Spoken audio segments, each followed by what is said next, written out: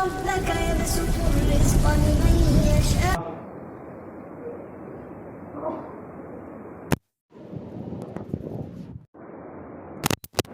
ومن يضلله فلا هادي له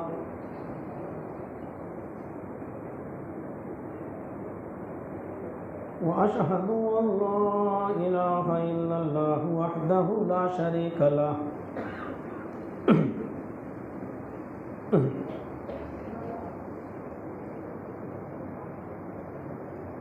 وأشهد أن محمدا عبده ورسوله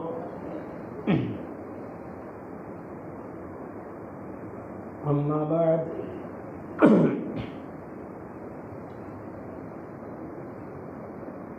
فإن خير الحديث كتاب الله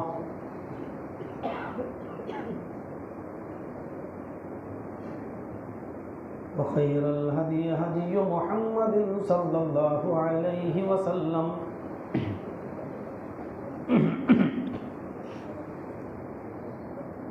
وشر الأمور محدثاتها وكل محدثة بدعة وكل بدعة ضلالة وكل ضلالة في النار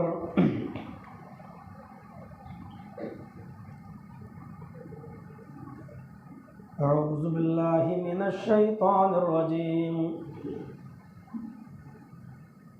بسم الله الرحمن الرحيم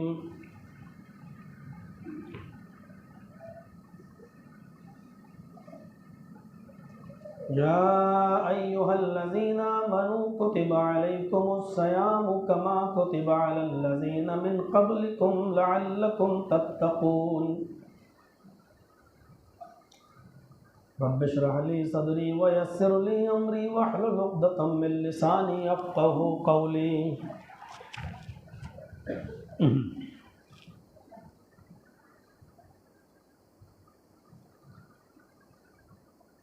हाज़रीन मस्जिद मोहल्ला चमरेटी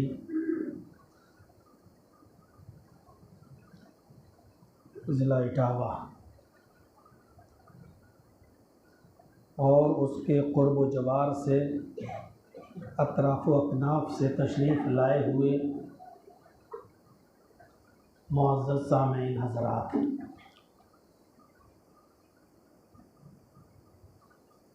अल्लाह रब्बुल आलमीन का जितना भी शुक्र अदा किया जाए वो कम है, इस बात पर कि उसने हमें और आपको रमज़ान का ये मुबारक महीना अता फ़रमाया है और इस महीने के अंदर बहुत हुस्न और खूबसूरती के साथ 20 रोज़े पूरे करने की उसने हमें और आपको तौफ़ीक़ अता फ़रमाई है।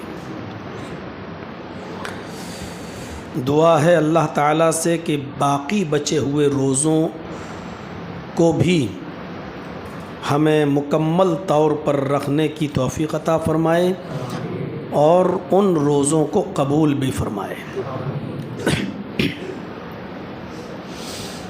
इबादत की रात है, शब क़द्र है और शब क़द्र की अहमियत, उसकी फ़जीलत के ताल्लुक़ से आज जुमे का ख़ुतबा मेरा पूरे आधे घंटे का मोहल्ला भूरा की मस्जिद में आज हो चुका है। मुमकिन है कि वो वीडियो यूट्यूब पर आ चुकी हो और नहीं आई है तो कल तक इंशाअल्लाह आ जाएगी। इसमें कोई शक नहीं कि रमज़ान का महीना अपने अंदर बहुत सी खैर व बरक़ात को समोए हुए है और शॉर्टकट में अगर बोल दिया जाए तो इतना कह दिया जाए कि ये अल्लाह ताला ने अपने बंदों को बख्शने के लिए एक मौका दिया है कि मेरे बंदों मुझे कुछ तो बहाना दो कि मैं तुम्हें बख्श सकूं। इबादतों का मकाम व मर्तबा बढ़ा दिया जाए, नफिल नमाज को फ़र्ज़ के बराबर बता दिया जाए, फ़र्ज़ नमाज का दर्जा 70 गुना से 700 गुना तक बढ़ा दिया जाए। कुछ तो है। और उसकी वजह सिर्फ ये है कि इस महीने के अंदर अल्लाह तबारक व तआला ने कुरान करीम को नाज़िल किया है। रमज़ान को ये फजीलत कुरान की बरकत से मिली है, इसलिए रमज़ान का ये महीना हमें कुरान से भी जोड़ता है। शहरु रमज़ान अल्लज़ी उन्ज़िला फ़ीहिल कुरान, रमज़ान का महीना वो बाबरकत महीना जिस महीने में कुरान नाजिल हुआ। कुरान ही की वजह से तो इस महीने की आज़मत बढ़ी है, कुरान ही की वजह से तो लैलतुल क़द्र 1000 महीने की इबादत से बेहतर हुई है। अगर शब क़द्र में, लैलतुल क़द्र में कुरान नाजिल नहीं हुआ होता तो उस रात की कोई हैसियत नहीं थी। रमज़ान की हैसियत इसलिए सारे महीनों से बेहतर है और अफजल है क्योंकि इस महीने में कुरान नाजिल हुआ। और इस महीने में जो ये रातें हैं 21, 23, 25, 27, 29, इनकी अज़मत इसलिए ज़्यादा है क्योंकि इन रातों में कुरान नाजिल हुआ। और किस रात में हुआ यही तो नहीं मालूम है। अगर वही कन्फर्म हो जाए तो आदमी वही एक रात न जाग ले। इसको अल्लाह के रसूल ने भी छिपाया और अल्लाह ने भी अपने बंदों से छिपाया, ताकि हम जब इतनी अहमियत दे रहे हैं और इतना बड़ा मकाम दे रहे हैं और एक रात की इबादत का सवाब 83 या 84 साल की इबादत के बराबर दे रहे हैं, तो इतनी आसानी के साथ नहीं मेरे बंदों, उसको तलाश तो करो, मेहनत तो करो। हम भी तो देखें कि तुम्हें इस रात को पाने के लिए कितनी जुस्तजू है तुम्हारे अंदर, कितनी चाहत है तुम्हारे अंदर, कितनी तलब है तुम्हारे अंदर। वो चाहत देखना चाहता है, वो तलब देखना चाहता है, वो शौक देखना चाहता है कि हमारे और आपके अंदर शौक कितना है। वरना रमज़ान खुद अपने अंदर बहुत सी चीज़ों को लिए हुए हैं।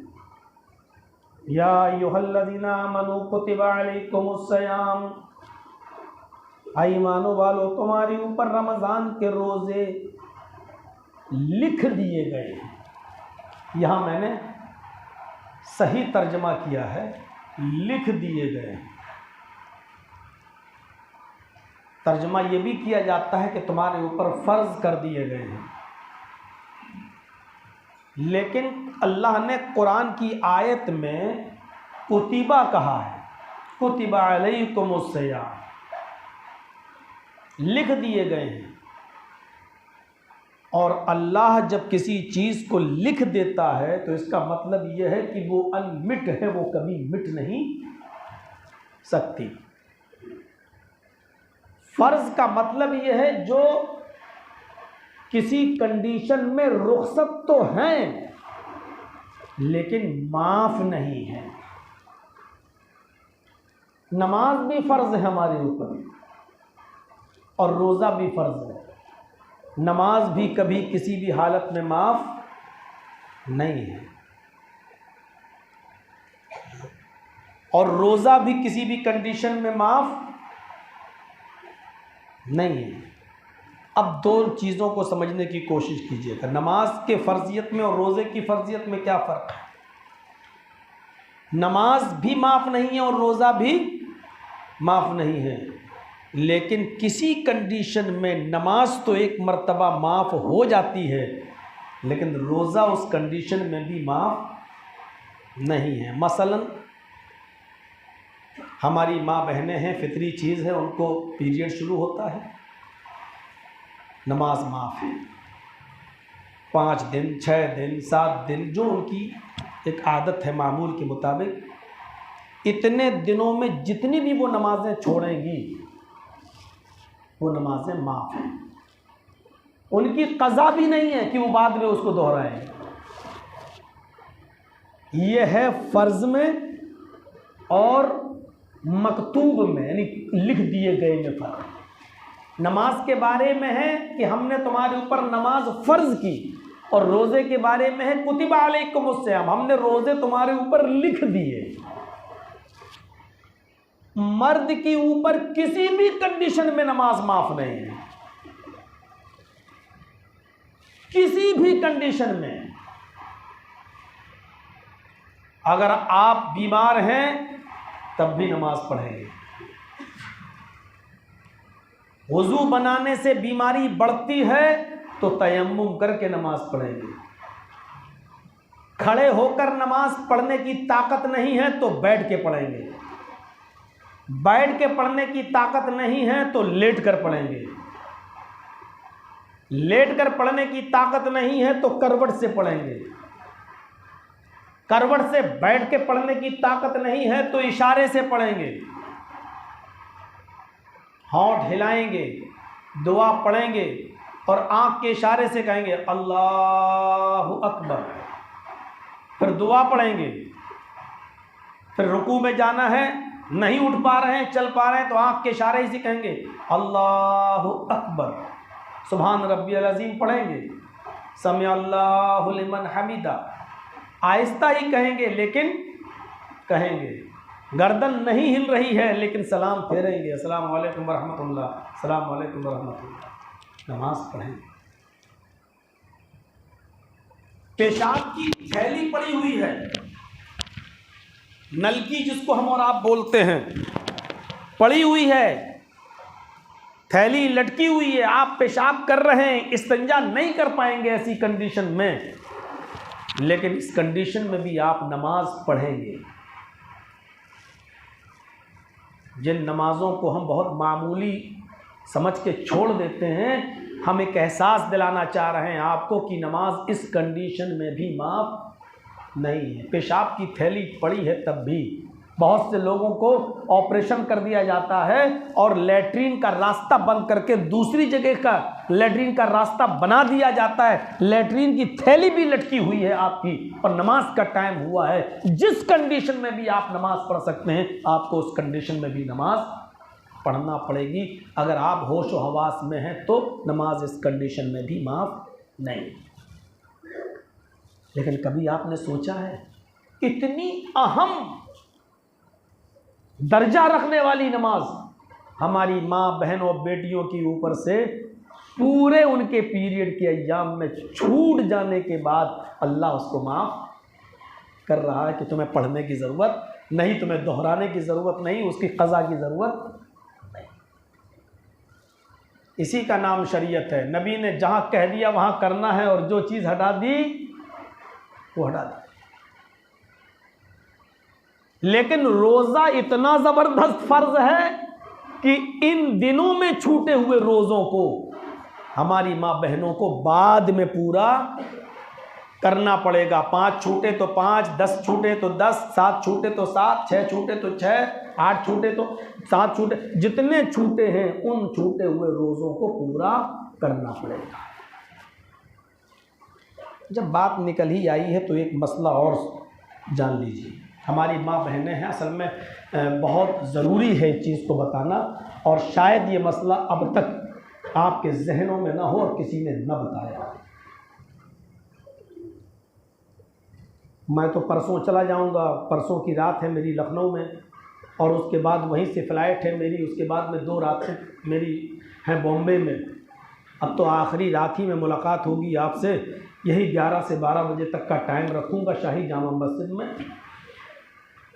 तो मेरे भाइयों, हो सकता है कि इस मसले को बताने के बाद चर्चा का कुछ विषय बने, ना बने तो अच्छी बात है, लेकिन बगैर बताए हुए हम रह भी नहीं सकते। शरीयत के अंदर मुसाफिर की नमाज का एक तरीक़ा आया है। थोड़ी सी स्पीड मैंने अपनी कम कर ली ताकि मैं अपनी बात को आपको समझा सकूं। मुसाफिर 2 नमाजें एक साथ पढ़ सकता है, ज़ोहर और असर। एक साथ पढ़ लें। जैसे मुझे निकलना है लखनऊ के लिए, एक मिसाल दे रहा हूँ, और मेरी ट्रेन है 3 बजे की। अब ट्रेन में आजकल के हालात बहुत ख़राब हैं, तो ज़ोहर की जब हम नमाज़ पढ़ेंगे अपनी शाही मस्जिद में या नीचे वाली मस्जिद में, तो 4 रकात ज़ोहर पढ़ेंगे और 4 ही ज़ोहर के बाद हम असर भी पढ़ेंगे, क्योंकि अभी हम हालत क़याम में हैं, मुकीम हैं। बस अभी असर का वक्त हुआ नहीं है, लेकिन मेरी ट्रेन है 3 बजे। अब हम सवार हो जाएंगे तो हम रास्ते में नहीं पढ़ सकते हैं, हमारी मगरिब भी जाएगी, हो सकता है ईशा तक भी ना पहुंच सकें, तो ज़ोहर के साथ ही हम असर भी पढ़ लेंगे। ज़ोहर और असर एक साथ पढ़ लिया। अब हम पहुंच गए लखनऊ, या हमारी ट्रेन है शाम को 7 बजे और 6 बजे, एक मिसाल दे रहा हूं, और 6 बजे रोज़ा इफ्तार हो रहा है, हो तो रहा 6:25 के आसपास, लेकिन एक मिसाल दे रहा हूं। तो 6 बजे जब हम मगरिब की नमाज़ पढ़ेंगे तो उसी के साथ 3 रकात मगरिब पढ़ने के बाद 4 रकात हम ईशा भी पढ़ लेंगे और चल लेंगे। अब हमें ईशा की नमाज़ लखनऊ पहुंचकर पढ़ने की ज़रूरत नहीं है, क्योंकि हमने ईशा की नमाज़ मगरिब के साथ पढ़ ली है। तो ये 2 नमाजें हम मिला सकते हैं, ज़ोहर के साथ असर को और मगरिब के साथ ईशा को। और याद रखिएगा, सिर्फ यही 2 नमाजें मिला सकते हैं, ज़ोहर के साथ असर और मगरिब के साथ ईशा।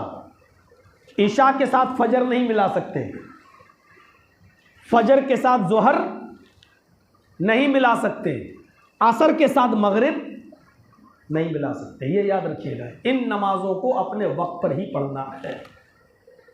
सिर्फ ज़ोहर के साथ असर मिला सकते हो, मगरिब के साथ ईशा।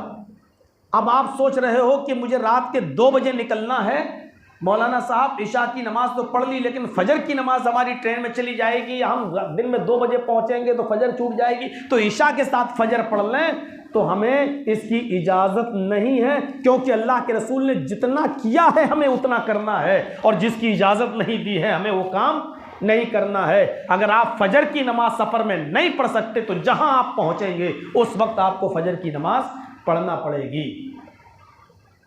ज़ोहर के साथ असर को और मगरिब के साथ ईशा को अल्लाह के रसूल सल्लल्लाहु अलैहि वसल्लम बिला किसी बीमारी के और बिला किसी उज़्र के और बिला किसी सफ़र के कभी कभी आप अपने घर में भी पढ़ लिया करते थे। कभी कभी, अहयानन का लफ्ज़ आया है हदीस के अंदर, बिना किसी बारिश के, बिना किसी ज़रूरत के, बिना किसी सफ़र के आपने ज़ोहर के साथ कभी असर भी पढ़ ली और मगरिब के साथ कभी आपने ईशा भी पढ़ ली। तो इस हदीस से ये पता चलता है कि कभी कभी अगर कोई शख्स मगरिब के साथ ईशा भी पढ़ ले तो कोई हर्ज की बात नहीं। जैसे हम लोग गए, थके हुए हैं, अब बहुत ज़्यादा थके चूर हैं, सफ़र तो पूरा हो गया है, अब चलिए मगरिब के साथ ईशा भी पढ़ लें, ताकि रात के 12 बजे जर्जी साहब आपको टाइम मिल रहा है प्रोग्राम का, तो कम से कम मगरिब के साथ ईशा पढ़ने के बाद एक नींद आप सो तो सकते हैं। तो कभी कभी मगरिब के साथ ईशा और कभी कभी ज़ोहर के साथ असर आप पढ़ सकते हैं, इसकी इजाज़त है। अब हमारी माँ बहनें ज़रा गौर करें, इसी हदीस पर कयास करते हुए अब जो मसला बताने जा रहा हूं वो बड़ा अहमियत का हामिल है। यही हुक्म नाजिल होगा और यही हुक्म नाफिज होगा हमारी माँ बहन बेटियों के पीरियड के ख़त्म हो जाने के बाद उनकी नमाज के ताल्लुक से। समझ रहे हैं आप? हम ये मसला इसलिए बता रहे हैं क्योंकि आज बहुत सी हमारी माँ बहनें आई हुई हैं, कि कसीर तादाद में आई हुई है। अब सुन लीजिए, अगर हमारी कोई बहन, हमारी कोई बेटी, हमारी कोई माँ पीरियड के दिन से पाक होती है, 5 दिन के बाद, 6 दिन के बाद पाक होती है, और वो 5 बजे पाक हो रही है, आप हमारी बात समझ रहे हैं, अगर वो 5 बजे पाक हो रही है शाम को, तो उसी वक्त वो गुस्ल करेगी और गुस्ल करने के साथ वो 2 नमाजें पढ़ेगी। उसको ज़ोहर भी पढ़ना है और असर भी पढ़ना है। वो ये नहीं कह सकती कि ज़ोहर के वक्त में तो हम पाक नहीं हुए थे, हम पाक ही असर के बाद हुए थे, लिहाजा वो एक वक्त की नमाज नहीं पढ़ेगी, वो नमाज 2 वक्त की पढ़ेगी, ज़ोहर की भी पढ़ेगी और असर की भी पढ़ेगी। क्योंकि अल्लाह के रसूल सल्लल्लाहु अलैहि वसल्लम कभी कभी ज़ोहर के साथ असर भी पढ़ लिया करते थे, तो ज़ोहर और असर को मिलाना जायज़ है और ये भी कभी कभी के मामले में आता है। लिहाजा हमारी माँ, हमारी बहन और हमारी बेटी अगर 5 बजे पाक होती है तो उसी वक्त उसको नहाना है, गुस्ल करना है और वो 2 नमाजें एक साथ पढ़ेगी। उसमें सुन्नतें माफ हैं, यानी 4 फर्ज पढ़ेगी और 4 असर पढ़ेगी। याद रखिएगा, बेहतर होगा कि चर्चे बाद में किए जाएं। आप निपटना चाहें, देखना चाहें तो सबूत के तौर पर हमारे मोबाइल में वो सारी चीज़ें आप भी मौजूद हैं। सऊदिया के बड़े बड़े मुफ्तियों के फतावे हमारे पास मौजूद हैं, मेरे मोबाइल में मौजूद हैं, आप सुन सकते हैं। एक चीज़ ये हो गई, अगर वो दिन में 11 बजे पाक होती है, ज़वाल से पहले पहले, यानी ज़ोहर की नमाज का वक्त नहीं हुआ है, अगर ज़वाल से पहले पहले यानी 11 बजे पाक होती है तो उसको कोई नमाज नहीं पढ़ना है। इसलिए कि फजर का वक्त तो है ही नहीं, फजर का वक्त तो निकल गया और अभी ज़ोहर का वक्त भी नहीं आया है। लिहाजा 10 बजे 11 बजे अगर वो पाक होती है तो सिर्फ उसको गुस्ल करना है और कोई नमाज नहीं पढ़नी है। ज़वाल के बाद अगर पाक होती है, ज़वाल के बाद अगर पाक होती है, 11:30 बजे 12 बजे अगर वो पाक होती है तो गुस्ल करेगी और आने वाले वक्त का इंतज़ार करके जो नमाज का वक्त होगा जैसे ज़ोहर का, तो वो ज़ोहर की नमाज पढ़ेगी। तो ये याद रखिएगा, वो ज़ोहर की नमाज पढ़ेगी।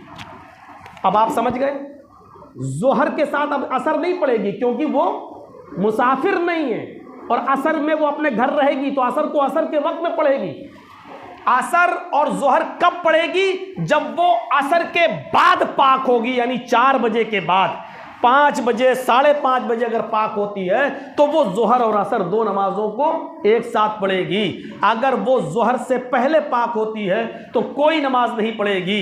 ज़ोहर के टाइम पर पाक होती है तो सिर्फ ज़ोहर की नमाज पढ़ेगी। और अगर वो रात के 12 बजे या 1 बजे पाक होती है, सुन रहे हैं, रात के 12 बजे या 1 बजे अगर वो पाक होती हालत तोहर में आती है तो उसको उसी वक्त गुस्ल करना पड़ेगा और मगरिब की और इशा की नमाज दोनों एक साथ उसको पढ़ना पड़ेगी।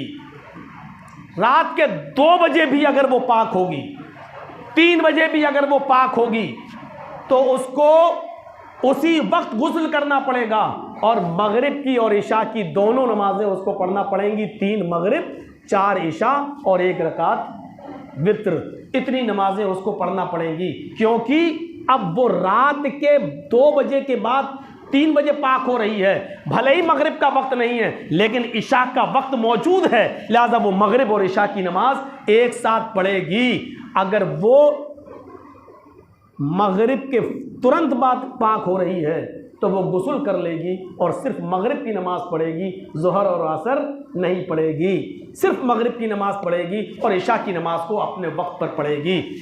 हमें मालूम है कि ये मसला मैंने जो बताया है बहुत सी माँ बहनों को अभी भी समझ में नहीं आ रहा होगा। उस औरत पर मुसाफिर वाले अहकाम नाजिल होंगे, मुसाफिर वाले अहकाम नाफिज होंगे।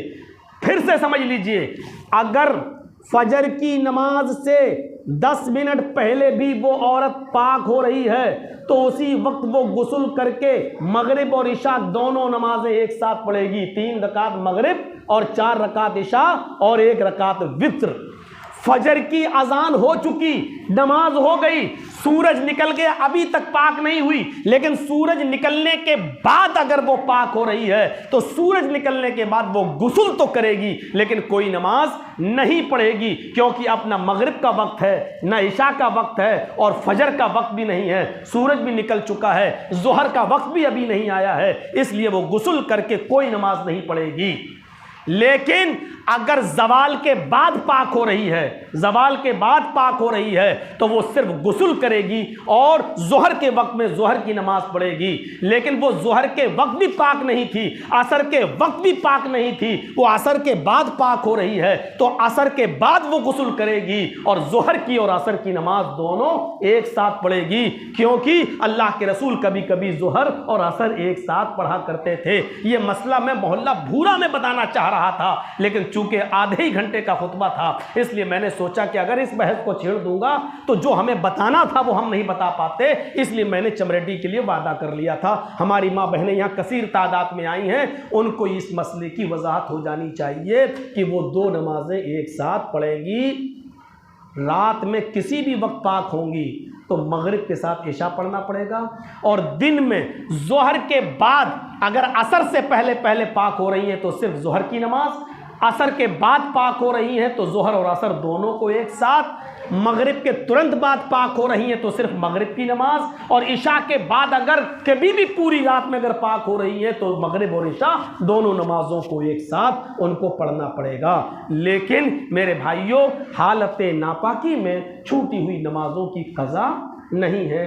हाँ, जो नापाकी की हालत में छूट गई हैं उनको वो बाद में नहीं दोहराएंगी, लेकिन पाक हो जाने के बाद फिर 1 घंटा भी उनको इंतज़ार नहीं करना है, गुस्ल फौरन करना है और छूटी हुई नमाज जो उस वक्त के अंदर है उसको उनको पढ़ना है, जो उस वक्त के अंदर है।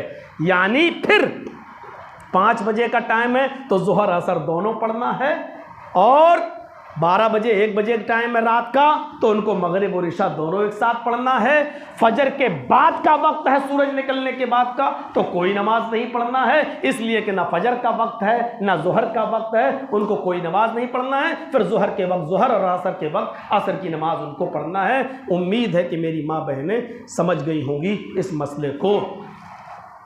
कुतिबा का मतलब यही है कि रोजे फर्ज कर दिए गए हैं, यानी जो किसी भी हाल में माफ नहीं है। रुखसत तो है, फ़इन कान मिनकुम मरीज़न औ अला सफ़रिन फ़इद्दतुम मिन अय्यामिन उख़र, अगर तुम सफ़र में हो या मरीज़ हो तो उन दिनों में तुम रोजे छोड़ तो सकते हो, लेकिन तुम्हें बाद में उनको पूरे करने होंगे। उन रोज़ों को तुम्हें बाद में पूरा करना होगा, किसी भी कंडीशन में उनको छोड़ना नहीं है।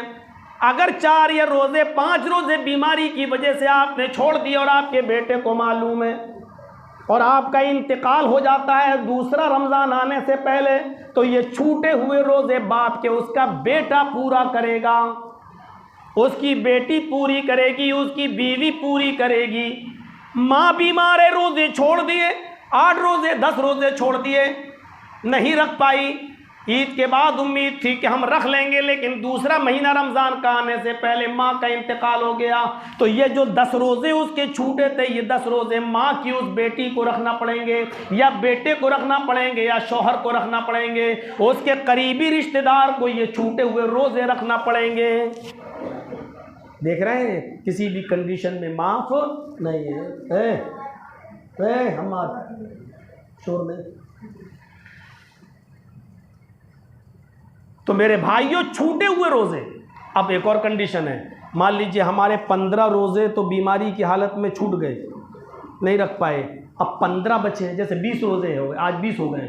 अब कोई बीमारी रहा 20 रोज़े में और 20 रोज़े वो नहीं रख सका और बीमारी की वजह से, लेकिन उम्मीद थी कि ये ठीक हो जाएगा, और 20 रोज़े रखने के बाद उसका इंतकाल हो गया रमज़ान के महीने में। अब 10 रोज़े थे बाकी, लेकिन इंतकाल उसका 20वें रोज़े को दिन में 3 बजे या 4 बजे उसका इंतकाल हो जाता है। तब ऐसी कंडीशन में आपके रिश्तेदार को सिर्फ 20 रोज़े पूरे करना पड़ेंगे, 10 रोज़े जो बाकी थे वो पूरे नहीं करना पड़ेंगे, क्योंकि जब उसका इंतकाल ही हो गया, फर्जियत उसके ऊपर से साकित हो गई, तो वो 10 रोज़े तो उसके ऊपर फर्ज ही नहीं है। क्यों? क्योंकि वो तो इंतकाल कर गया है। जिंदा होता तो मुकल्लफ होता, जब जिंदा ही नहीं है तो उसके ऊपर से वो 10 रोज़े माफ हैं, वो 10 रोज़े नहीं, लेकिन 20 रोज़ों में वो मुकल्लफ था। वो बीमारी की वजह से छोड़े हैं, उज़्र की वजह से छोड़े हैं, जो बाद में उसके रिश्तेदारों को पूरा करना पड़ेंगे। मसले बहुत अहम हैं। मौलाना साहब कितना चीख लो, करता कौन है? औरतें अपने छूटे हुए रोज़े पूरे साल गुजर जाते हैं, उसके बाद फिर तौफीक नहीं होती कि वो रखें। मौलाना आप कितना मसला बता दो कि ज़ोहर और असर की नमाज कौन औरत पढ़ेगी और रात में 3 बजे कौन उठ के नहाएगी, वो आपका मामला है, वो आपका मसला है, वो आप जाने। हमारा जो मामला है बताने का वो हम बताएंगे। शायद 2-3 ही मान जाए, एक ही मान जाए और वो अमल करने लगे तो हमारे लिए तो इतना ही काफ़ी है कि जब तक वो अमल करेगी हमें सवाब मिलता रहेगा, उसको भी सवाब मिलेगा, हमें भी उसके अमल का सवाब मिलता रहेगा, उसके सवाब में कोई कमी भी नहीं होगी। तो आदमी इसलिए थोड़ी तक़ीर करता है कि सब सुधर ही जाएंगे, इसलिए तक़ीर करता है कि अगर एक शख्स को भी हिदायत मिल गई तो बस उसकी निजात के लिए काफ़ी है। तो मेरे भाइयों ये बात याद रखिएगा। तो फ़र्जियत में ये फ़र्क है, नमाज तो छूटी हुई वो औरत बाद में पूरा नहीं करेगी, उसको पढ़ने की ज़रूरत नहीं, लेकिन इन दिनों में जो रोज़े छूट जाएं वो रोज़े उसको बाद में पूरे करने पड़ेंगे। तो या अय्युहल्लज़ीना आमनू कुतिबा अलैकुमुस्सियाम, आई ईमानो वालों तुम्हारे ऊपर रमज़ान के रोज़े फ़र्ज कर दिए गए जैसा कि तुमसे पहले के लोगों पर फ़र्ज कर दिए गए थे। ये तुम्हारे ऊपर जुल्म नहीं है। ये मत सोचो कि अल्लाह रब्बुल आलमीन हम ही को भूखा प्यासा क्यों रखना चाहता है। नहीं, अल्लाह रब्बुल आलमीन जालिम नहीं है जो अपने बंदों को भूखा और प्यासा रखना चाहता है, बल्कि वो कह रहा है कि तुमसे पहले भी जो उम्मतें हमने पैदा की उन उम्मतों के ऊपर भी हमने रोज़े फ़र्ज किए थे। और रोज़े का मकसद ये है लअल्लकुम तत्तकून, ताकि तुम्हारी ज़िंदगियों में तक़वा आ जाए। पूरी ज़िंदगी में तक़वा आना चाहिए। तक़वा उठने में, बैठने में, लेटने में, सोने में, जागने में, खाने में, पीने में, बिजनेस में, हलाल और हराम में, हर चीज़ में, शादी में, ब्याह में, मियाँ बीवी के हुकूक में, बच्चों के हुकूक में, हर चीज़ में तक़वा होना चाहिए। याद रखिएगा, आप चाहे कितने बड़े नमाजी रहिए, चाहे कितने बड़े तहज्जुद गुजार रहिए, नमाजें पढ़ते पढ़ते आपके सरों पर टीके क्यों ना हो जाएं, दाढ़ियाँ इतनी लंबी क्यों ना हो जाएं जो आपके पेट तक आ जाएं, आप तहज्जुद गुजार बन जाइए। लेकिन अगर आप अपनी वरासत में, आपकी ज़मीन और जायदाद में सिर्फ बेटों के बारे में कहते हैं कि ये मेरे बेटों को दे देना मेरे मरने के बाद, लेकिन अपनी बेटियों को वरासत से महरूम कर देते हैं, तो आपका तक़वा आपकी पॉकेट में, आपकी नमाजें आपके पॉकेट में, आपके हज और आपकी ज़कातें आपकी जेब में। आप गासिब हैं, अपनी बेटियों का हक मारने वाले कहलाए जाएंगे, अपनी बेटियों का हक मारने वाले कहलाए जाएंगे। जब तक बेटी खुद खुशी से ये न कह दे कि अब्बा हमें ज़रूरत नहीं है, हम तो पराए घर चले जाएंगे, हमारे भाई बहुत कमज़ोर हैं, उनके पास कुछ नहीं है, ऐसा करो कि आप मेरा हिस्सा इन दोनों को दे दो। और याद रखना, किसी एक को नहीं दे सकती है बहन। और इसकी मिसाल मैं अपनी बहन के ऊपर देता हूँ। जैसे हम 3 भाई हैं और एक हम बहन है हमारी।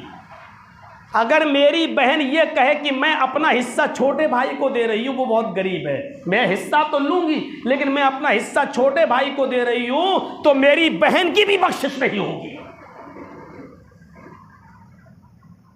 तुम अपना हक अगर छोड़ रही हो तो तीनों भाइयों में फिर वो बढ़ेगा, किसी एक को नहीं दे सकती है वो। ये हमारी और आपकी लुगत में है कि मेरा हक मैं जिसको चाहूं दूं।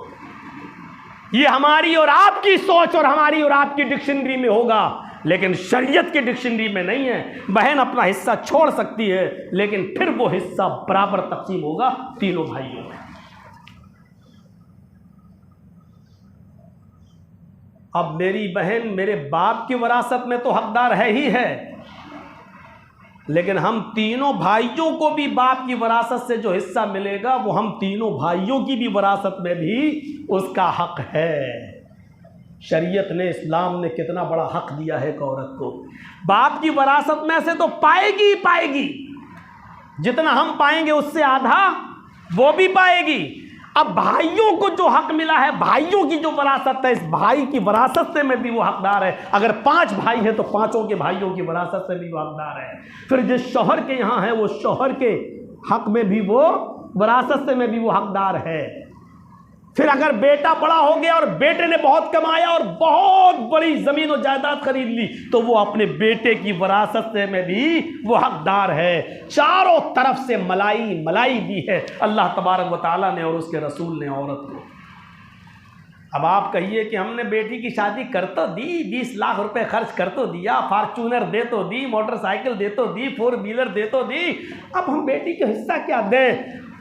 गासिब कहलाएंगे आप, खाइन कहलाएंगे आप, डाकू कहलाएंगे आप।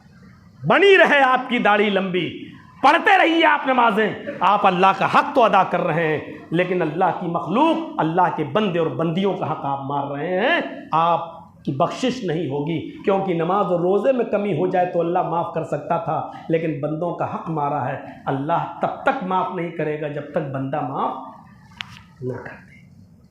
मौलाना साहब, आप जो बयान दे रहे हो, अगर गुस्ल खाने में झांक कर देखो तो सभी नंगे नज़र आएंगे। बड़े बड़े हाजी, नमाजी, अरे मुल्ला मौलवी सब नज़र आएंगे। कौन दे रहा है हक? बेटियों को कौन हक दे रहा है? क़यामत के दिन सोचें बदल जाएंगी।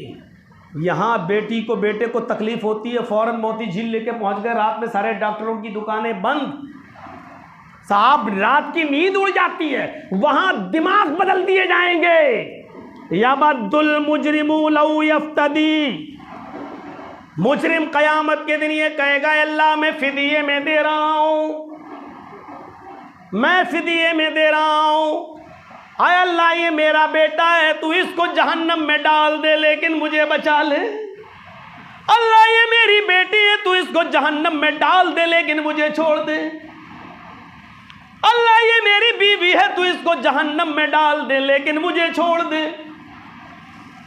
अल्लाह ये मेरा कुंबा है, ये मेरा कबीला है, तू इसको जहन्नम में डाल दे, ये मेरा खानदान है, तू इसको जहन्नम में डाल दे लेकिन मुझे बचा ले। सुम्मा नुनजी, हमें नजात दे दे, मैं इन सबको दे रहा हूं। वह अकल बदल जाएगी, दिमाग काम नहीं करेगा, अल्लाह दिमाग ऐसा कर देगा। मेरे भाइयों, जिस बेटे को रात में पेट में दर्द होने की वजह से आपकी नींद उड़ जाती है, हल्का सा बुखार आ जाए तो आप बेचैन हो जाते हैं, अल्लाह ने दुनिया में ये मोहब्बत डाली है। क़यामत के दिन अल्लाह ऐसा दिमाग कर देगा, तुम कहोगे अल्लाह मेरे बेटे को जहन्नम में डाल दे लेकिन मुझे बचा ले, अल्लाह मेरी बीवी को जहन्नम में डाल दे मुझे बचा ले। यौम यफिर्रुल मरउ मिन अखीही व उम्मिही व अबीही, कुरान की आयत पढ़ के देखो। आय अल्लाह, क़यामत अल्लाह कह रहा है कि इंसान भागेगा। यौम यफिर्रुल मरउ मिन अखीही, अपने भाई से भागेगा। ये भाई मेरी नेकी ना मांग बैठे। व उम्मी व अबी, अपनी माँ को देखकर भागेगा, मेरी माँ रही है, अरे ये मुझसे नेकी ना मांग बैठे, छुप जाएगा। व अबी, अपने बाप को देखकर भागेगा, ये मेरा बाप आ रहा है, ये मुझसे नेकी ना मांग बैठे। वह साहिबती, अपनी बीवी को देखेगा तो भागेगा, कहीं मुझसे नेकी ना मांग बैठे। वह बनी, अपनी औलाद को देखकर भागेगा, कहीं मुझसे नेकी ना मांग बैठे। कोई अपनी बीवी को देखकर भागता है? कोई अपनी औलाद को देखकर भागता है? क़यामत के दिन भागेगा, तुम जाओ भाड़ में, तुम जाओ जहन्नम में, हम पहले बच जाए। हम एक नेकी नहीं दे सकते, एक एक नेकी की ज़रूरत पड़ेगी। यह तकवा जब तक हमारे रोज़ों में पैदा नहीं होगा, फाका करते रहो, बहनों का हक मारते रहो। मैं नाम नहीं बताऊंगा और बताना भी नहीं चाहिए। हमारे ही मोहल्ले का वाक़या है, पिछली 2 साल पहले का, रमज़ान का ही वाक़या है। एक आदमी वज़ू बना रहा था, वज़ू बनाते बनाते वो हमसे, जुमेरात का दिन था, और कहने लगा कि मौलाना एक मसला बताइए। मैंने कहा जी बोलिए। कि ये कुल्ला जो करते हैं रोज़े की हालत में, जो मुंह में जो कुल्ला किया तो ज़बान में तो थोड़ा सा पानी चिपक ही जाता है, भाई कुल्ला करेंगे तो ज़बान में तो लग ही जाएगा। तो ये ज़बान का लगा हुआ पानी, चिपका हुआ पानी अगर हलक के अंदर चला जाए, पेट में चला जाए, तो इससे रोज़े पे कोई फ़र्क तो नहीं पड़ेगा। मैंने कहा बड़ा मुत्तकी आदमी है यार, बहुत परहेज़गार है, कितना बारीक मसला पूछ रहा है। इस आदमी के तकवे का मामला, हम तो लखनऊ रहने लगे हैं 4 साल से, तो हमें तो इतनी जानकारी नहीं। मैंने कहा यार तुमने मसला तो बहुत अच्छा पूछा है। ऐसा है कि आज जुमेरात है मैं कल इंशाअल्लाह जुमे का खुतबा शाही मस्जिद में दूंगा और कल इस मसले की वजाहत कर दूंगा, क्योंकि सबको मालूम हो जाएगा। ये तो सभी के जहन में ये बात आती है कि कुल्ला की तो हलक में लगा हुआ पानी ज़बान में कहीं हलक में चला जाए। फिर मैंने यार कुछ लोगों से जब जानकारी हासिल की तो मुझे पूरा बायोडाटा मिल गया, और वो आदमी पहली सफ में आके बैठा है जुमे के दिन कि आज तो मौलाना हमारे मसले का जवाब देंगे। मैंने मसले का जवाब तो दिया जुमे के दिन।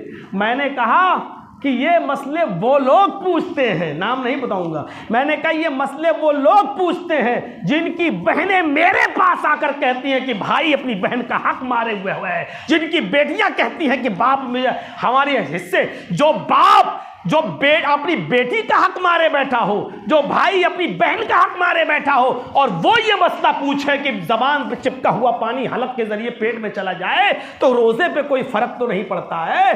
कूफा का एक आदमी तवाफ कर रहा था और अब्दुल्ला इब्ने उमर से कहने लगा कि रोजे की अगर तवाफ की हालत में, एहराम की हालत में अगर मुझसे कोई मक्खी मर जाए या कोई मच्छर मर जाए तो क्या कुर्बानी देना पड़ेगी, दम देना पड़ेगा?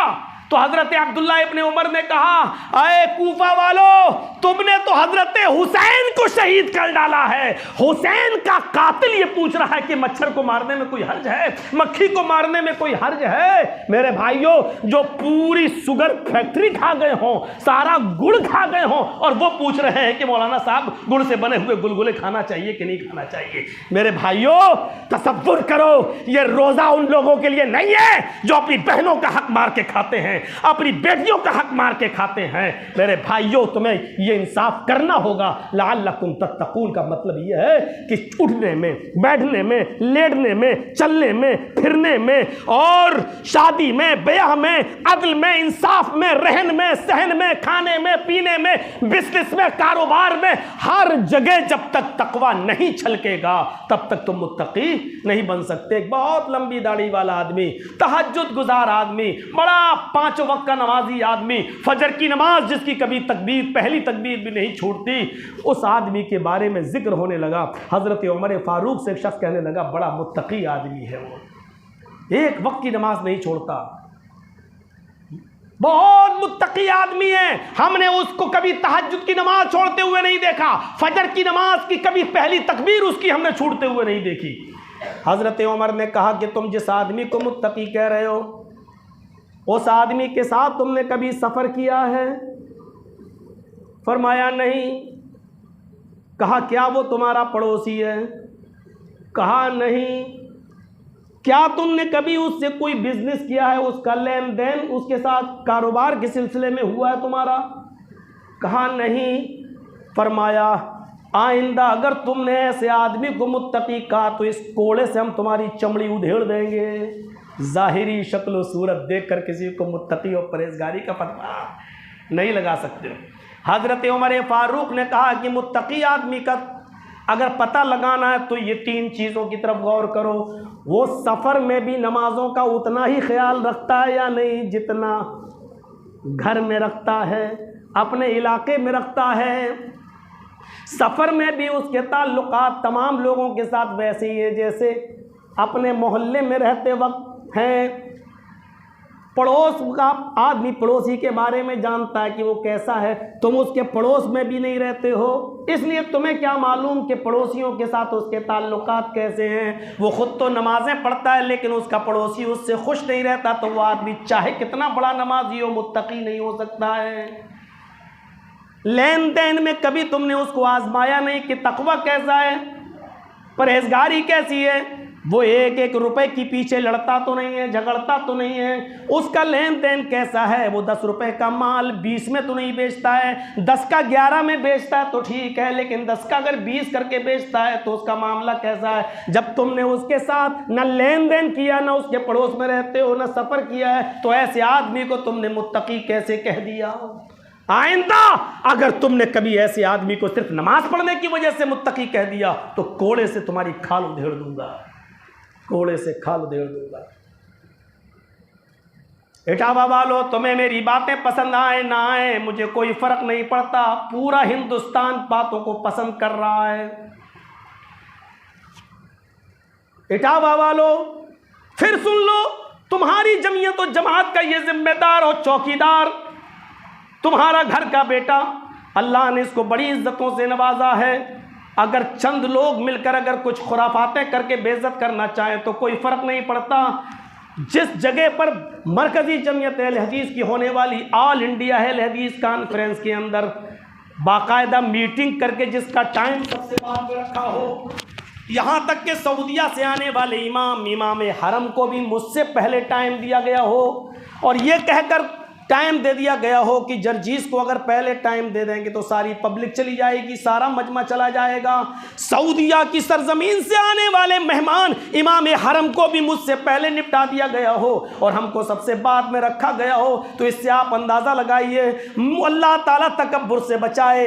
अगर मेरा नाम होगा तो मेरे शहर का भी नाम होगा, अगर मेरी इज्जत होगी तो मेरे ज़िले की भी इज्जत होगी। मेरे भाइयों, ये अनवार साहब गए हुए थे ऑल इंडिया अहले हदीस कॉन्फ्रेंस में, इनसे पूछिए कि मैं इनसे भी नहीं मिल सका, इनसे भी हाथ नहीं मिला सका। चारों तरफ से लगी हुई पुलिस किस तरीके से मुझे निकाल रही थी और किस तरीके से मुझे अलग रास्ते से ले जा रही थी, ये सारे के सारे मंजर तुम्हारे सामने है। अल्लाह ने बहुत इज्जत दी। बस दुआ ये करना कि जब कोई किसी को इज्जत मिलती है तो वो तकब्बुर में आ जाता है। अगर मेरे लिए कुछ दे सकते हो, अगर मुझे कोई गिफ्ट दे सकते हो तो बस इतनी दुआ करना कि अल्लाह रब्बुल आलमीन अवाम की तरफ से मिली हुई इस इज्जत से हमारे दिलों में तकब्बुर पैदा ना हो जाए, हमारे दिल के अंदर घमंड पैदा ना हो जाए, हम अपने आप को कुछ इस हैसियत का ना समझने लगे कि जिससे तकब्बुर छलकने लगे।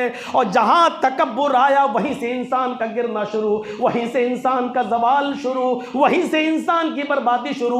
और आप अपने इटावा पर नजर डालो, तकब्बुर ने कैसे कैसे लोगों के घमंड को चकनाचूर करके उनको आज कहां से कहां पहुंचा दिया। इन तमाम चीजों पर आप नजर डालो और कुरान की इस आयत को बार बार पढ़ते रहो। व तुइज़्ज़ु मन तशा व तुज़िल्लु मन तशा बियदिकल खैर। इज्जत देने वाला अल्लाह की ज़ात है और जिल्लत देने वाली भी अल्लाह की ज़ात है। वरना मुझे तो जहां तक पहुंचा दिया गया था वहां से कोई आदमी बाइज्जत होकर नहीं निकलता है। मेरे प्यारे साथियों, इसके बावजूद भी अल्लाह रब्बुल आलमीन ने मुझे वो मकाम दिया, वो इज्जत दी है कि देखिए परसों की रात लखनऊ और उसके बाद में फिर मुंबई, और बम्बई में जब 2 रातें थी, मेरी 25वीं और 27वीं, तो लोगों ने कहा कि अब 26वीं आपकी खाली क्यों जाए। तो मेरे भाइयों, उन लोगों ने कहा भले ही जागने वाली रात ना हो लेकिन हम आपका फायदा उठाएंगे और हमारी वो 26वीं रात जो जागने वाली रात नहीं है लेकिन उसको भी उन्होंने बुक कर लिया। जरा आप अंदाजा लगा सकते हैं। बस अल्लाह से कोई गिफ्ट में मैं तुमसे कुछ नहीं मांग रहा हूं, अगर मांग रहा हूं तो सिर्फ ये हाथ उठाकर इतना कह देना कि अल्लाह इस इज्जत से कहीं तकब्बुर पैदा ना हो जाए, कहीं घमंड ना आ जाए। और ये बात अपने ऊपर भी ना चढ़ा लेना। घमंड जिस दिन आया तबाही और बर्बादी के दहाने पर आप और खड़े हो जाएंगे। कारून आज तक धस रहा और कयामत तक धसता रहेगा। सिर्फ घमंड आ गया था। 40 ऊंटों पर खजाना लदा हुआ है, हमसे ज्यादा पैसा वाला कौन है? कहां पहुंच गया? अल्लाह पैसा देकर भी आजमाता है और पैसा न देकर भी आजमाता है। जिसके पास बहुत दौलत हो अल्लाह का शुक्र अदा करे, गरीबों का ख्याल रखे, मिस्कीनों का ख्याल रखे और कोशिश करे कि दाएं हाथ से लें तो बाएं हाथ को भी खबर न हो।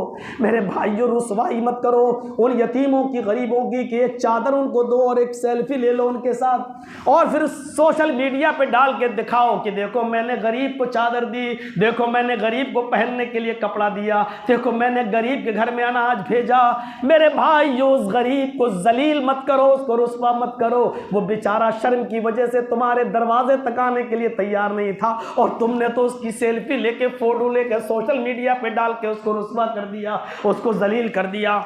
मैं तो इस चीज का भी कायल नहीं हूं कि कोई आदमी रमजान के महीने में इफ्तार कराए और उसकी वीडियो बना के व्हाट्सएप पे डाले। मैं तो इस चीज का भी कायल नहीं हूं कोई आदमी हज करने जाए और उम्रा करने जाए और खाने काबा के सामने खड़ा होकर सेल्फी खींचे और फोटो खींच के सोशल मीडिया पे डाले और कहे कि दुआ करना अल्लाह मेरा हज कबूल करे। अरे तुम क्यों दिखा रहे हो? हज तुम्हारे ऊपर फर्ज था, कोई एहसान करने नहीं गए।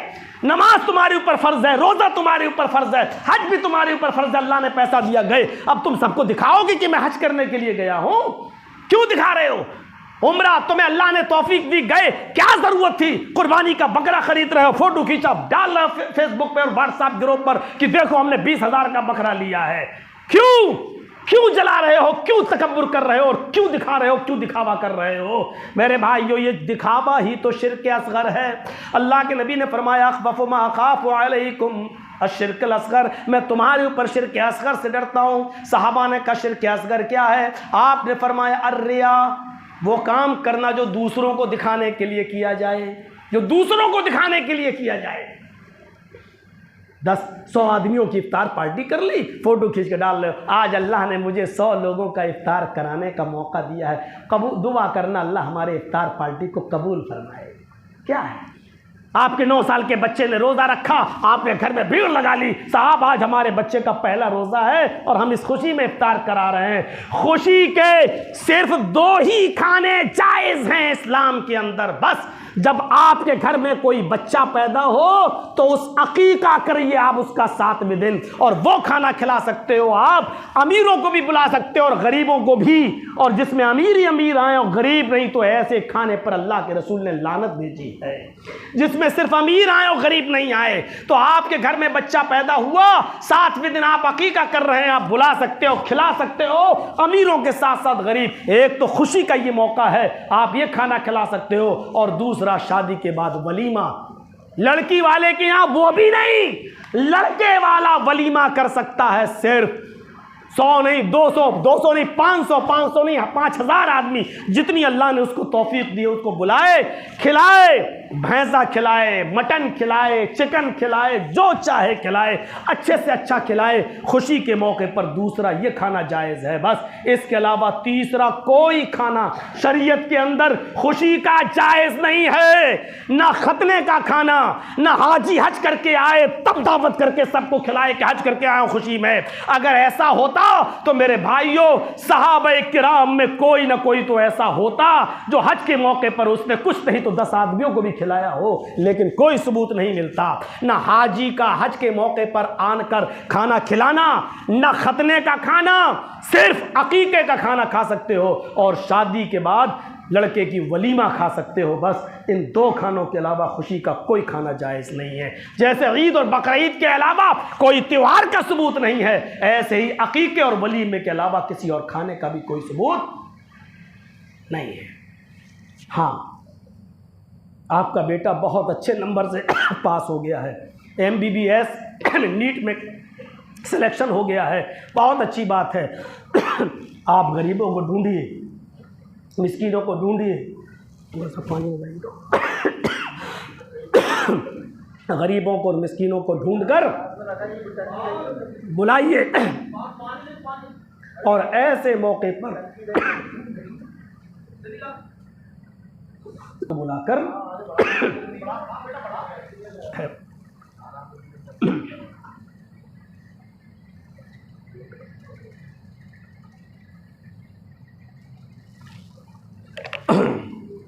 तो मेरे भाइयों, मैं अर्ज़ ये कर रहा था, बहुत अच्छी बात है, खुशी का मौका है, तो आप ऐसे मौके पर कुछ गरीबों को बुलाकर खाना खिलाइए उनको अपने घर में, और उन गरीबों को बुलाते वक्त आपके रिश्तेदार भी आपके घर आ सकते हैं और खाना खाएं। लेकिन यहाँ तो अजीब किस्म के खाने हैं, मड़िया और मड़े, क्या क्या नाम रखे हम तो भूल गए अब सब लखनऊ में रहकर कौन कौन से खाने होते हैं। तो बहरहाल मेरे प्यारे साथियों, शरीयत के मुताबिक चलने की कोशिश करिए। रमज़ान का महीना हमें यही उसूल सिखाने के लिए आया है, यही ज़ाब्ते बताने के लिए आया है।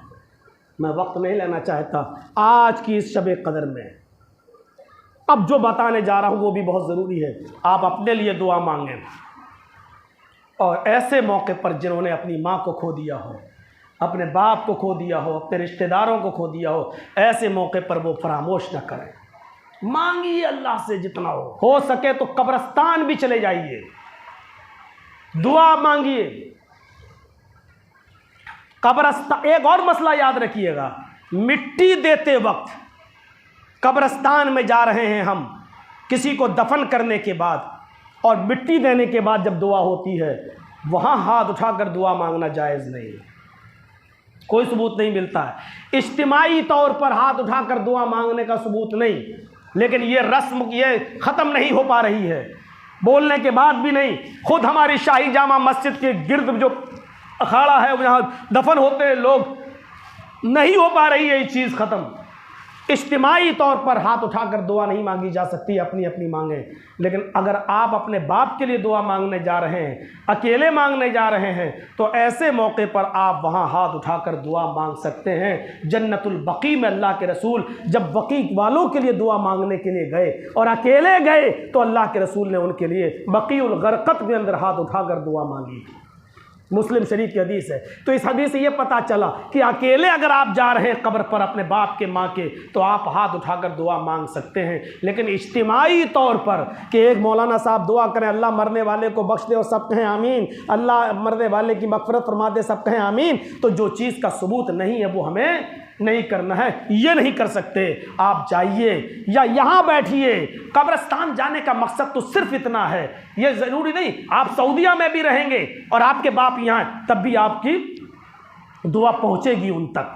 आप यहाँ हैं और आपके बाप सऊदीया में अगर दफन है जन्नतुल बकी में, आप यहाँ दुआ करेंगे उनको पहुँचेगी, क्योंकि अल्लाह ने फरिश्तों को लगा रखा है हम लो नकल के लिए, आओ पहुँचाओ, और फरिश्तों को पहुँचने में देर नहीं लगती। आप दुआ मांगिए और बेहतर है कि इन अल्फाजों में दुआ मांगें। जैसे यहाँ बैठे हैं तो आप ये दुआ करें, अल्लाहुम्मा अग़फ़िर ले अबी वरहमहु वाफ़िही वाफ़ु अन्हु व अकरिम नुज़ुलहु वस्सिअ मुदख़लहु वग़सिलहु बिलमाई वस्सल्जि वलबरद। अगर यहाँ है, मस्जिद में है या अपने घर में है, तो आप ये दुआ मांगें, अल्लाहुम्मा अग़फ़िर ले अबी, या माँ का इंतकाल हो गया है तो अल्लाहुम्मा अग़फ़िर ले उम्मी वरहमहा वआफ़िहा वअफ़ु अन्हा, ये दुआ मांगें। और दुआ में पूरी पढ़ दी, अब पूरा बार बार हम उसको नहीं पढ़ेंगे। तो अब आपके वालिद हैं, माँ हैं, जैसे मेरे वालिद साहब का इंतकाल हो गया तो हम दुआ मांगेंगे, अल्लाहुम्मा अग़फ़िर ले अबी वरहमहु वआफ़िही वअफ़ु अन्हु वअकरिम नुज़ुलहु वस्सिअ मुदख़लहु वग़सिलहु बिलमाई वस्सल्जि वलबरद वनक़्क़िही मिनल ख़ताया कमा नक़्क़ैतस सौबल अब्यज़ मिनद दनस। हो गई एक दुआ। अब उसके बाद अल्लाहुम्मा अब्दिलहु दारन खैरम मिन दारिही व अहलन खैरम मिन अहली व ज़ौजन खैरम मिन ज़ौजिही व अदखिलहुल जन्ना व अइज़हु मिन अज़ाबिल क़ब्रि व मिन अज़ाबिन नार। हो गई दो दुआएं। इसके बाद दुआ कर, अल्लाहुम्मा इन्ना बी फ़ी ज़िम्मतिक व हब्ली जवारिक फ़क़ही मिन फ़ितनतिल क़ब्रि व अज़ाबिन नार व अंता हलुल वफ़ाई वल हक़ फ़ग़फ़िर लहू वरहमहू इन्नका अंतल गफूरुर रहीम। हो गई तीन दुआएं। अब तर्जुमा पे जाएंगे तो फिर देर लगेगी। अल्लाहुम्मा इन्ना वालिदी हुआ अब्दुका वब्नु अमतिक, या अल्लाहुम्मा इन्नहु अब्दुका वब्नु अमतिक एहताजा इला रहमतिक व अंता गनिय्युन अन अज़ाबिही इन कान मुहसिनन फज़िद फ़ी इहसानिही व इन कान मुसीअन फ़तजावज़ अन सय्यातिही। हो गई चार दुआएं। मेरे भाइयों, ये दुआएं मांगो, अल्लाह के रसूल ने बताई हैं अपने माँ बाप के लिए। एक एक लफ्ज़ पर गौर करो। अल्लाहुम्मा अग़फ़िर ले अबी, अल्लाह मेरे वालिद को बख्श दे, अल्लाह मेरे बाप को बख्श दे, वरहम, अल्लाह उनके ऊपर रहम फरमा, वआफ़िही वअफ़ु अन्हु, अल्लाह उनको माफ़ फरमा दे, जो कुछ भी ख़ताएँ उन्होंने की हैं तो उससे दरगुज़र फरमा, वग़सिलहु बिलमाई वस्सल्जि वलबरद, अल्लाह उनके गुनाहों को पानी से, बर्फ़ से, ओलों से धुल दे, साफ़ कर दे, व नक़्क़िही मिनल ख़ताया कमा नक़्क़ैत सौबल अब्यज़ मिनद दनस, अल्लाह उनके गुनाहों को इस तरीके से मिटा दे जैसे सफ़ेद कपड़े से मैलो कुचैल साफ़ हो जाता है। क्या दुआ बताई है मेरे भाइयों। ये दुआ जब अल्लाह के रसूल ने एक जनाजे पर पढ़ी तो अब्दुल्ला इब्न मसऊद गिर गए और रोते हुए कहने लगे, अरे काश मरने वाले ये तेरी जगह पर मेरा जनाजा होता तो कितना अच्छा होता, काश ये तेरी जगह पर अल्लाह के रसूल ने ये दुआएं मेरे लिए पढ़ी होती तो कितना अच्छा होता। मेरे भाइयों, इन दुआओं को गौर करो। है कोई इतने लोगों में से जो मेरे भाइयों अपने बाप की कब्र और अपने बाप की कब्र पे जा रहे हैं तो वहां पर जाकर ये कहें, अल्लाहुम्मा इन अबी फी हाज़ल क़ब्र, अल्लाह इस कब्र के अंदर मेरा बाप है, फ़ग़फ़िर लहू वरहमहू, अल्लाह तू इनको बख्श दे, अल्लाह तू इनकी मग़फ़िरत फरमा। अल्लाहुम्मा इन्ना उम्मी फ़ी हाज़ल क़ब्र, अल्लाह बेशक मेरी माँ इस कब्र के अंदर मौजूद है, फ़ग़फ़िर लहा वरहमहा, अल्लाह तू इनकी मग़फ़िरत फरमा, इनके ऊपर रहम फरमा, वआफ़िहा वअफ़ु अन्हा, माँ है तो आफ़िहा वाफ़ु अन्हा, बाप है तो आफ़िही वाफ़ु अन्हा, यानी सीगे बदलते रहेंगे, लेकिन ये दुआएं सीखना पड़ेंगी मेरे भाई। क्या तुम्हारा बाप तुम्हें इंजीनियर बना गया, डॉक्टर बना गया, पढ़ा लिखा कर तुम्हें तुम्हारे पैरों पे खड़ा कर गया, तुम्हारी शादियां करा गया, क्या अपने बाप की बख्शिश और मग़फ़िरत के लिए दुआएं भी याद नहीं कर सकते हो? फिर तो लानत है हमारी ज़िंदगी पर कि हम अपने बाप के लिए, जो इस वक्त दुआओं का सबसे ज़्यादा मोहताज है। जब कोई बेटा अपने बाप के लिए दुआ करता है तो बाप के दर्जे को बढ़ा दिया जाता है। वो फरिश्तों से कहता है कि मुझे कौन सी खुशी में मेरे दर्जे को बुलंद किया जा रहा है, मेरा मकाम और मेरा मर्तबा क्यों ऊंचा किया जा रहा है, मुझे मेरे दर्जे से क्यों ऊपर उठाया जा रहा है। तो फरिश्ते उसको जवाब देते हैं कि आज तेरी औलाद ने, तेरे बेटे ने तेरे लिए दुआ की है। वो तो हमारी दुआओं का मोहताज है। जैसे यहाँ बैठे बैठे हम और आप बरज़खी ज़िंदगी के बारे में कुछ नहीं कर सकते, यहाँ तक कि अपने बाप की कब्र को खोद कर देख भी नहीं सकते मेरे भाइयों। इसी तरीके से जैसे हमें बरज़खी ज़िंदगी का इल्म है लेकिन क्या कुछ कर नहीं सकते, ऐसी बरज़खी ज़िंदगी के अंदर मेरे माँ बाप को भी हमारा इल्म है लेकिन वो हमारे लिए कुछ कर नहीं सकते, हमारे घर में आ नहीं सकते, हमें कुछ मशवरा नहीं दे सकते। जैसे हम यहाँ मजबूर हैं कि हम अपने बाप को वापस लाएं, ऐसी वो वहाँ मजबूर हैं कि अपनी औलाद के पास आ जाएं। लेकिन मेरे भाइयों, जिस तरीके से यहाँ हमें मालूम है कि मेरा बाप मर गया, वैसी उस ज़िंदगी के अंदर उनको मालूम है कि मेरा बाप, मेरा बेटा दुनिया के अंदर मौजूद है और वो कितने गलत रास्ते पे जा रहा है, क्या कर रहा है। मेरे भाइयों, जरा तसव्वुर करो कि जिनकी औलादें शराब पी रही हो, जुआ खेल रही हो, कमारबाजी कर रही हो और नमाजें छोड़ रही हो, तो उस बाप की रूह को बरज़ख की जिंदगी में क्या सोचती होगी। हम यहां मर्डर गश्तियां कर रहे हैं और मेरा बाप मेरी दुआओं का इंतजार कर रहा है। मत जाओ, यहां बैठे बैठे दुआ करो, अल्लाहुम्मा आनिसहु फी वहदती व आनिसहु फी वहशतिही व आनिसहु फी गुरबती। अय अल्लाह, मेरे बाप को मेरी तन्हाई में अकेला मत छोड़, अय अल्लाह उनको मानूस मत करना। अल्लाहुम्मा आनिसहु फी वहदती, अय अल्लाह उनकी तन्हाई में तू उनका साथी बन जा। वो आनिसहु फी वहशतिही, अल्लाह को वहशत और दर्दनाक माहौल से मेरे बाप की हिफाजत फरमा। वो आनिसहु फी गुरबती, अल्लाह यहाँ अजनबी बनाकर उनको मत रखना, यानी फरिश्तों से उनकी मुलाकात बराबर होती रहे और आना जाना होता रहे। क्या क्या दुआएं सिखलाई अल्लाह के रसूल सल्लल्लाहु अलैहि वसल्लम ने। एक दुआ, अल्लाह मेरे बाप की कब्र को नूर से भर दे, ये तो आपने उर्दू में कह दी, इसी को अल्लाह के नबी सल्लल्लाहु अलैहि वसल्लम सिखला रहे हैं। अल्लाहुम्मा फ़्तह लहू, अल्लाहुम्मा फ़्तह कब्रहू मुद्दा बसरी, अल्लाह मेरे बाप की कब्र को मेरी निगाह की मुताबिक जहाँ तक मेरी रोशनी जा रही है वहाँ तक कुशादा फरमा दे। अल्लाहुम्मा फ़्तह कब्रहू मुद्दा बसरी, अल्लाह मेरी बाप की कब्र को कुशादा फरमा दे, लंबा चौड़ा कर दे। और वफ़रुश कब्रहू मिन फ़िराशिल जन्ना, और अल्लाह मेरे बाप की कब्र पर जन्नत का लिबास बिछा दे। अल्लाह मेरे बाप की कब्र पर जन्नत का लिबास बिछा दे, यानी आँख का नहीं जन्नत का लिबास बिछा दे। मेरे भाइयों, ये दुआएं कौन करेगा? ये सब दुआएं अल्लाह के रसूल ने सिखलाई हैं। हमें इन दुआओं को याद करना चाहिए और उम्मीद है कि इंशाअल्लाह जब तक इन दुआओं को आप याद नहीं कर रहे हैं, आप अपनी ज़बान में मांगिए और कहिए कि अल्लाह मेरे बाप की मग़फ़िरत फरमा।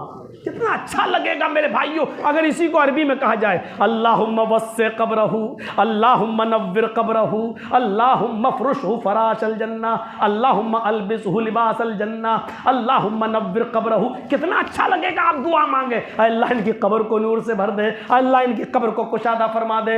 अल्लाहुम्मा फ़्तह लहू बाबन मिन अब्वाबिल जन्ना, आय अल्लाह मेरे बाप के लिए जन्नत का दरवाज़ा खोल दे, जन्नत की खिड़की खोल दे।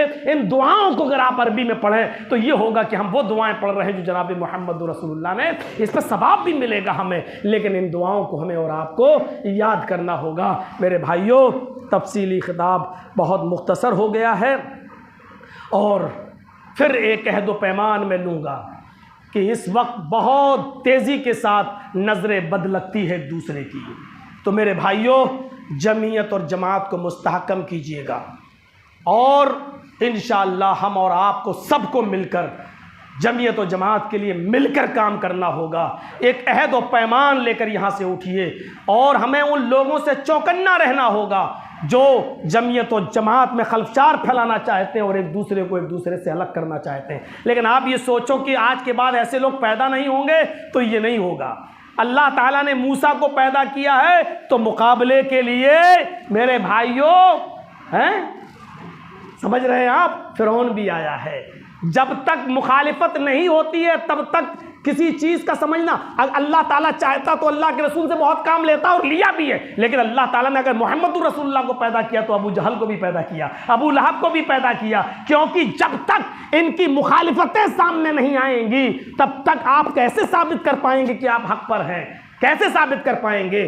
तो याद रखना, मूसा वाला काम करोगे तो फिरौन जैसे लोगों से निपटना भी है, मोहम्मद रसूलुल्लाह वाला काम करोगे तो अबू जहल और अबू लहब जैसे लोगों से हमें और आपको साबका भी पड़ेगा। और हम ये दुआ करें कि अल्लाह हमें मोहम्मद रसूलुल्लाह के तरीक़े पर चलने वाला बना दे, और शैतानी कामों में जो रुकावट बने अल्लाह उनमें हमें हौसला रखने की तौफीक अता फरमा और उनसे बहुस्न खूबी निपटने की तौफीक भी अता फरमा। मेरे प्यारे साथियों, ये दुआएं हमें और आपको करना है और इंशाअल्लाह दुआ करिए। हम आज शब कदर में कभी हम वैसे भी जलसों में हाथ उठाकर दुआ नहीं करते क्योंकि पूरी रात दुआओं की रात है। और फिर जो हमने जुमे में बताया था, अल्लाहुम्मा इन्नका अफ़ुव्वुन, अल्लाहुम्मा इन्नका अफ़ुव्वुन तुहिब्बुल अफ़्वा फ़अफ़ु अन्नी, ज़्यादा से ज़्यादा पढ़िए अल्लाहुम्मा इन्नका अफ़ुव्वुन, ऐ अल्लाह तू माफ़ करने वाला है, तू बहुत ज़्यादा माफ़ करने वाला नहीं,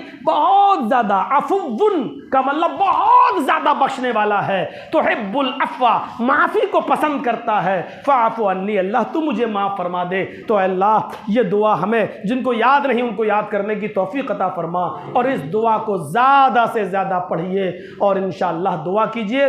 खैर व आफ़ियत के साथ बॉम्बे से लौट कर मैं आऊँ, परसों मैं चला जाऊँगा और फिर परसों उसके बाद में अब आखिरी रात ही मिलेगी क्योंकि जुमे को मैं वापस आ रहा हूँ, लेकिन जुमे को जिस वक्त मेरी फ़्लाइट बॉम्बे में ऐसे लखनऊ उतर रही है तो मैं इटावा नहीं आ सकता क्योंकि 10:30 बजे मेरी फ़्लाइट लैंड करेगी लखनऊ एयरपोर्ट पर। तो लखनऊ ही में मुझे जुमे का खुतबा लखनऊ की किसी जो है जुमे की मस्जिद, अहले हदीस मस्जिद में हमें और ख़िताब करना है और जुमे के बाद हम वहाँ से चलेंगे तो जुमे की शाम तक हम इटावा पहुँचेंगे। तो आखिरी जो ख़िताब होगा मेरा वो शाही जामा मस्जिद के अंदर 11 बजे से लेकर यही 12 बजे तक। अल्लाह ताला हम तमाम लोगों के गुनाहों को माफ़ फरमाए, हमें गिड़गिड़ाने की तौफ़ीक़ अता फ़रमाए, हमें अपने गुनाहों पर शर्मिंदा होने की तौफ़ीक़ अता फ़रमाए, हमारी माँ बहनों को कुरान और हदीस पर चलने की तौफ़ीक़ अता फ़रमाए।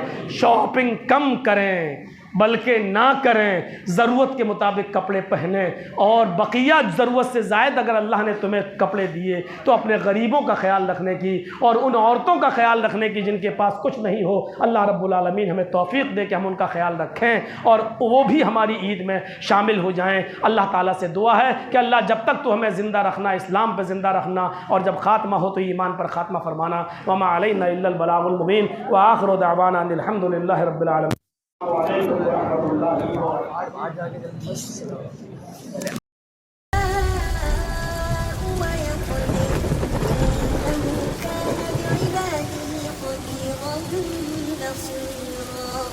ولا تقتلوا